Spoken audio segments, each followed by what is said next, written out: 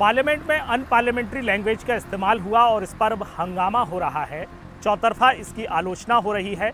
हुआ यूं कि संसद के निचले सदन यानी लोकसभा में बीजेपी के सांसद रमेश बिधूड़ी ने एक दूसरे सांसद दानिश अली के लिए ऐसे शब्दों का प्रयोग किया जो असंसदीय शब्द कहलाते हैं। असंसदीय का मतलब ये नहीं है कि वो संसद में इस्तेमाल नहीं किए जा सकते थे। असंसदीय एक मानक है। इसका मतलब ये है कि आप इस तरह के शब्दों का इस्तेमाल आम दिनचर्या, सड़क, संसद कहीं भी नहीं कर सकते हैं और ये घोर आपत्तिजनक है। लेकिन ऐसा क्यों हुआ? क्यों पार्लियामेंट में अनपार्लियामेंट्री शब्दों का इस्तेमाल हुआ, वो भी खुलेआम हुआ और उस पर भी तमाम जो सांसद, दूसरे सहयोगी सांसद, संसद के सदस्य बैठे हुए थे वो हंस रहे थे या फिर रोका टाकी नहीं हुई। लेकिन बाद में जब इसका वीडियो वायरल हुआ है तो जो आम जनता है उसकी प्रतिक्रिया सामने आई है। उसके बाद राजनीतिक दलों के भीतर भी इसमें हलचल मची है। तो ऐसा क्यों हुआ, ये सोचने की बात है। पहले हम इस पर बात करते हैं और उसके बाद जानेंगे कि रमेश बिधूड़ी कौन हैं। बीजेपी के सांसद हैं जाहिर तौर पर, लेकिन उनकी राजनीति किस तरह की रही है और क्यों इस तरह के शब्दों का इस्तेमाल पार्लियामेंट में करने से वो नहीं चूके और क्यों दूसरे लोग जो है उनकी इस बात को सुनकर के हंसते रहे, उन्हें रोका टोका नहीं। लेकिन पहली बात ये है कि ये बहुत चिंतन की बात है, बहुत सोचने वाली बात है कि आखिर संसद में इस तरह के असंसदीय शब्द पहुँचे कैसे। कोई कैसे, एक सांसद जो चुनकर के आता है वो इस तरह के शब्दों का प्रयोग कैसे कर लेता है। अब आप ये समझिए कि ये सारे जो शब्द हैं, चूंकि वो असंसदीय शब्द हैं, संसद की कार्रवाई से उनको हटा भी दिया गया है, तो हम उन शब्दों का प्रयोग तो यहाँ नहीं कर सकते हैं और ना ही हम कर सकते हैं, क्योंकि वो जिस तरह से मैंने कहा कि वो असंसदीय शब्द हैं। लेकिन ये सारे जो शब्द हैं, यदि आप सोशल मीडिया स्क्रॉल करते हैं, आप ट्विटर पर हैं, आप फेसबुक पर हैं या दूसरे किसी सोशल मीडिया प्लेटफॉर्म पर हैं, आप यूट्यूब के वीडियोस देखते हैं, तो आपको इस तरह के शब्द और इस तरह के थंबनेल जो हैं वो सोशल मीडिया प्लेटफॉर्म पर भरे हुए मिलेंगे। तो ऐसे में सवाल ये उठता है कि आखिर ये सोशल मीडिया पर जो सब कुछ चल रहा था वो अब देश की पार्लियामेंट में भी पहुंच गया है। वहाँ पर भी सांसद जैसा व्यक्ति जो चुना हुआ प्रतिनिधि है, लाखों लोग जिसको वोट दे करके संसद में पहुँचाते हैं, वो खुलेआम इस तरह के शब्दों का इस्तेमाल कर सकता है। अब चलते हैं कि इन शब्दों का जो प्रयोग करने वाले सांसद हैं रमेश बिधूड़ी, वो कौन हैं। रमेश बिधूड़ी 3 बार विधायक रह चुके हैं दिल्ली से। 2003, 2008, 2013 में वो दिल्ली विधानसभा का चुनाव जीते और उसके बाद 2 बार से, मतलब 2014 और 2019 में वो लोकसभा का चुनाव जीते। दक्षिणी दिल्ली जो आमतौर पर माना जाता है कि पॉश इलाका है, हालांकि जो उस सीट का समीकरण है वो एक देहाती इलाका है जहां से रमेश बिधूड़ी चुन करके आते हैं।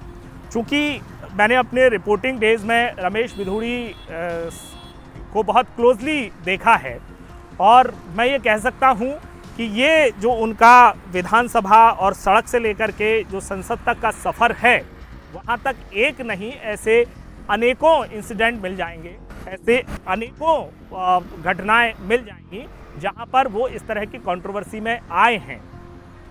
मेरा कहने का मतलब ये है कि संसद में पूरी दुनिया, पूरे देश ने उनको भाषण देते हुए सुना है, लेकिन इसके पहले भी ये कोई पहला मौका नहीं था जब रमेश बिधूड़ी के मुंह से इस तरह के शब्द निकले हों। तो ऐसे में सवाल उठता है कि क्या जो जिस तरह के शब्द, जिस तरह की भाषा वो इस्तेमाल करते हैं वो स्वीकार्य है उनके राजनीतिक आधार पर और उनका जो राजनीतिक प्लेटफॉर्म है यानी बीजेपी है वहाँ पर। और यही वो सवाल है जहाँ पर राजनीतिक शुचिता और राजनीतिक आचरण को लेकर के कितनी संवेदनशील हैं हमारी पार्टियां या हमारा राजनीतिक समाज, उसका पता चलता है। क्योंकि मुझे ध्यान है कि जब 2013 और उसके बाद 2015 में जब आम आदमी पार्टी दिल्ली में जीती थी और उसके बाद तमाम जो राजनीतिक उथल पुथल यहाँ पर रही है, और बीजेपी एक तरह से दिल्ली में विपक्ष की भूमिका में थी। दरअसल ये सारी चीज़ें सड़क पर तब आती हैं जब आप विपक्ष में होते हैं और संसद में तब आई है जब आप पक्ष में होते हैं। तो इन दोनों के बीच का यदि हम अंतर समझेंगे तो उसमें ये पता चलेगा कि जो बीजेपी है उसके जो शीर्ष नेतृत्व है उसने शायद पहले कभी रमेश बिधूड़ी के भाषणों का संज्ञान नहीं लिया होगा। वो टीवी पर किस तरह से बोलते हैं, सड़क पर जब वो भाषण देते हैं तो किस तरह से बोलते हैं, क्योंकि रमेश बिधूड़ी की जो शुरुआत हुई है वो देहाती राजनीति से हुई है। वो गुर्जर समाज से आते हैं और बहुत निचले स्तर से उठ कर के राजनीति में पहुंचे हैं, उन्होंने अपनी जगह बनाई है।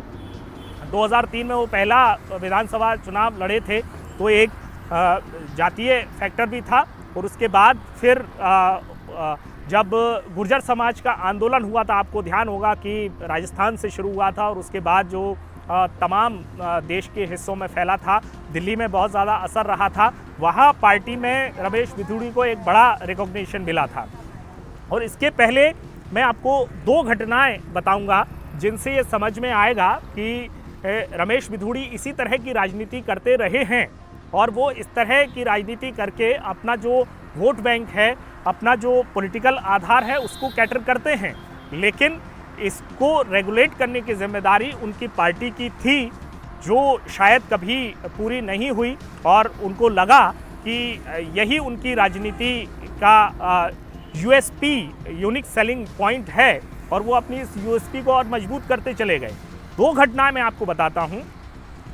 2006-2007 के आसपास की बात होगी जब तुगलकाबाद जो कि एक ASI प्रोटेक्टेड एरिया है जहां पर तुगलकाबाद गांव भी है, वहां तुगलकाबाद फोर्ट भी है, जो रमेश बिधूड़ी की असेंबली कॉन्स्टिट्यूंसी भी रही है। वहां पर आर्कियोलॉजिकल सर्वे ऑफ इंडिया का विवाद चल रहा है वहां के रेजिडेंट्स के साथ कि ये पुरातत्व की साइट है और यहाँ पर जो है वो बसाहट नहीं होनी चाहिए और ये अवैध है। इसको लेकर के कोर्ट में मामला गया, कोर्ट ने आदेश दिया कि वहाँ खाली होगा, उसको वेकेट कराया जाएगा। लेकिन रमेश बिधूड़ी वहाँ से जो है वो इस ऑर्डर के, इस वेकेट का जो ऑर्डर था उसके विपक्ष में आए और उन्होंने काफ़ी इस पर आंदोलन किया। लेकिन चूंकि कोर्ट का ऑर्डर था, ASI ने अपनी कार्रवाई शुरू की, हालांकि बाद में वो नहीं हो पाई। तो वहाँ जब कुछ पत्रकार कवर करने पहुँचे थे तो उनको गोली मारने की धमकी एक रिपोर्टर को उनके द्वारा दी गई थी।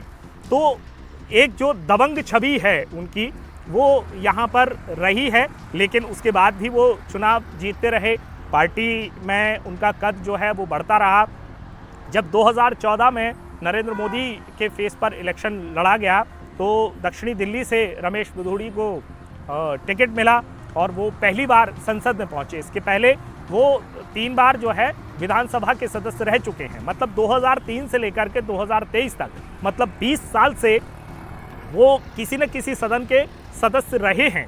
तो सदन जो हाउस है, एक लेजिस्लेचर का हाउस है, उसका प्रतिनिधि रहने का उनका लंबा एक्सपीरियंस है। लेकिन जो एक घटना मैंने आपको तुगलकाबाद गांव की बताई, अब दूसरी घटना जो है वो 2015-16 के आसपास की होगी।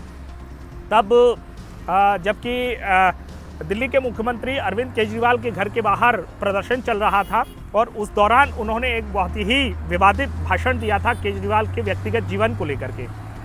तो इस तरह की जो उनके बयान हैं, ये सिर्फ 2 मैं घटनाओं का जिक्र किया है जो बहुत वायरल हुए थे या फिर जिन पर बहुत चर्चा हुई थी। इसके अलावा वो मीडिया बाइट्स में जो अनऑफिशियल अनौपचारिक कॉन्वर्सेशन है उसमें इस तरह की बातें करते रहे हैं। लेकिन ये सारी जो बातें हैं वो सोशल मीडिया के स्पेस में तो अभी तक आ रही थी। सोशल मीडिया पर इस तरह के बयान सिर्फ रमेश बिधूड़ी ही नहीं, ऐसे जाने कितने Ramesh Bidhuri social media platform पर हैं जो रोज़ाना इस तरह की बातें करते हैं, इस तरह के शब्दों का इस्तेमाल करते हैं। अच्छे अच्छे पढ़े लिखे लोग इस तरह की भाषा का इस्तेमाल करते हैं। लेकिन ये जो सोशल मीडिया प्लेटफॉर्म पर चलने वाली जो बातें हैं वो पार्लियामेंट में पहुंच जाएंगी, ये बहुत शॉकिंग है। शॉकिंग हम इसलिए कह रहे हैं क्योंकि हमने इस तरह का भाषण देखा है और उस पर जिस तरह की प्रतिक्रिया आ रही है वो हम देखकर एनालाइज कर पा रहे हैं। लेकिन अगर कोई इसको गहनता से विश्लेषण करे, इसकी गहनता से अध्ययन करे, तो ये अवश्यंभावी था एक दिन, क्योंकि हमने जो आचरण है, अपने जनप्रतिनिधियों के आचरण हैं, उसकी कभी आलोचना नहीं की जब वो सोशल मीडिया पर लिखते हैं।